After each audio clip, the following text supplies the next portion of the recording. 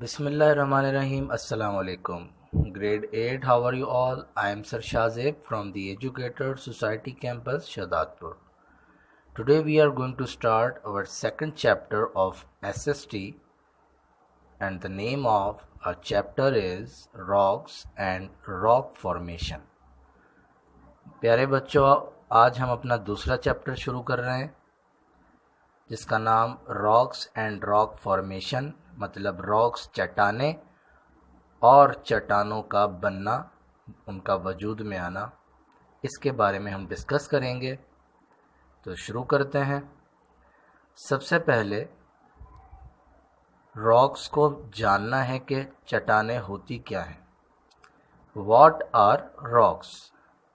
Rocks are the most common material found on earth.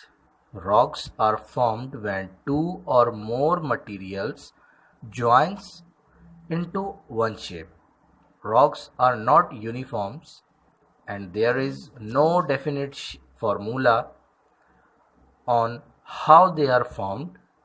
However, rocks can be classified according to the process they are formed through.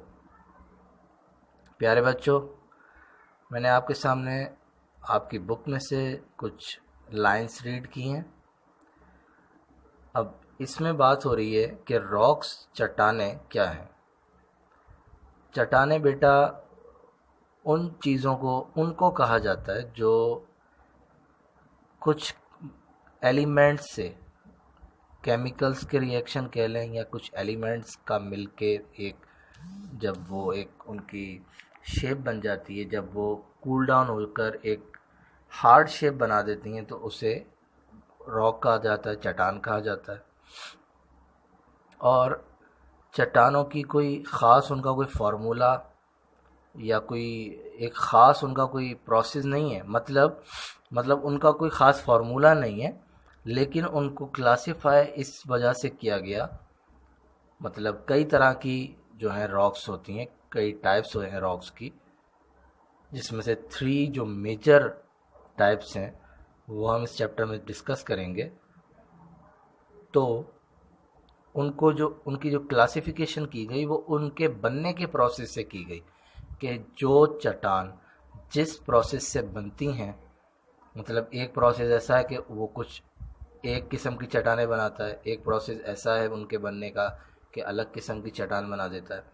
तो उनके process से ही उनकी classification की गई। ठीक, now we will discuss types of rock. तो there are 3 types of rocks: igneous, sedimentary and metamorphic. सबसे पहले इग्नियस रॉक्स को हम डिस्कस करेंगे कि ये क्या होती हैं, ये कैसे बनती हैं। तो simple igneous rocks, this type of rocks formed by the cooling of molten rocks. This can happen from magma in the earth intrusive or from lava on surface extrusive.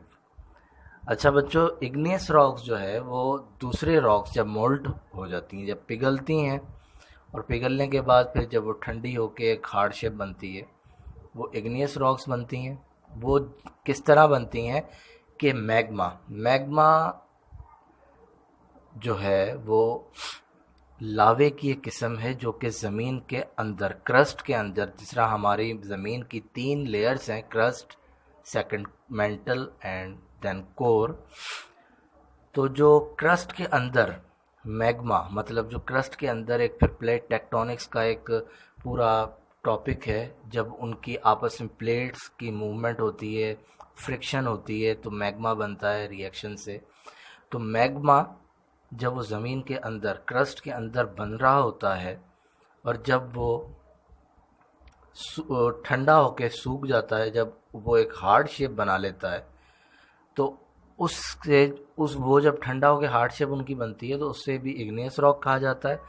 और जब वो लावा बन के बाहर निकलता है, मतलब जिस तरह वॉल्केनिक इरप्शंस होती हैं, तो जो वही मैग्मा होता है जो ज़मीन के अंदर होता है, लेकिन जब वो ज़मीन के बाहर निकल आता है, क्रस्ट के बाहर, तो उसको कह दिया जाता है लावा। ठीक, ये एक ही चीज़ होती है, लेकिन मैग्मा उसे कहते हैं जो क्रस्ट के अंदर है, और लावा उसको जो क्रस्ट के बाहर आ जाता है। तो जब मैग्मा भी अंदर सूख जाता है, ठंडा हो जाता है, उसको लेकिन कहा जाता है इंट्रूसिव।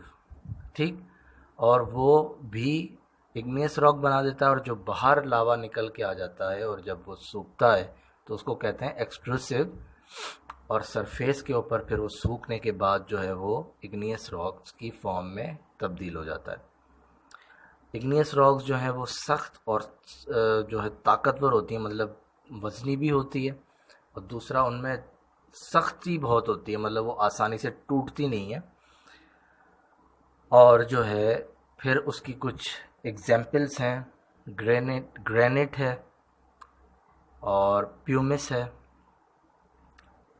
जिससे प्यूमिस जो है वो हम कह सकते हैं कि जो हमारी जो ये पिक्चर भी आपके बुक में दी हुई है पेज नंबर 8 पे, कि दो यूजेस हैं। देखें, एक ग्रेनिट का जो यूज़ है कि हमारी जो किचन्स वगैरह की काउंटर बनते हैं, स्लिप बनती है, ये बहुत हार्ड शेप में होती है, तो ये ग्रेनिट से बनती हैं मोस्टली। और दूसरा जो प्यूमिस है वो देखें कि एक जो हमारी डेड स्किन हो जाती है ना हमारे पैरों पे, या हमारी जो एड़ी होती है उस पे जो हमारी डेड स्किन हो जाती है, हार्ड स्किन हो जाती है, तो उसको भी अगर हम अपने पैरों को अच्छी तरह गीला करके और वो ग्रेनाइट का जो स्टोन होता है, मतलब एक टुकड़ा होता है, वो अगर उन पर फेरें तो वो उसको रिलीफ देते हैं, और वो स्किन जो है वो भी सही भी हो जाती है, और जो डेड स्किन होती है वो रिमूव हो जाती है। तो ये एक इग्नियस रॉक का एक छोटा सा मैंने आपसे इंट्रोडक्शन भी करवाया है, रॉक्स का भी इंट्रोडक्शन करवाया है।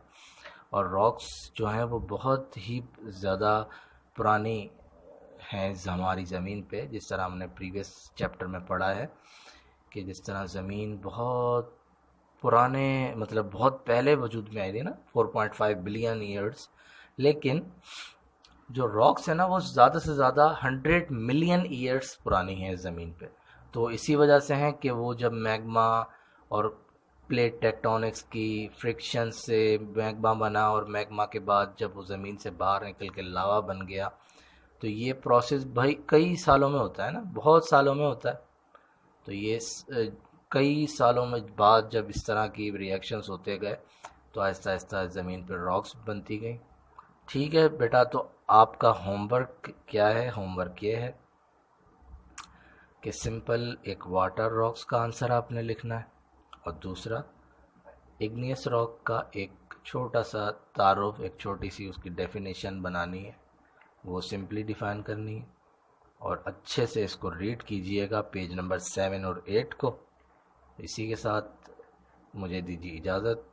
अपना बहुत सारा ख्याल रखिएगा। Stay home, stay safe. अल्लाह हाफिज़। बिस्मिल्लाह।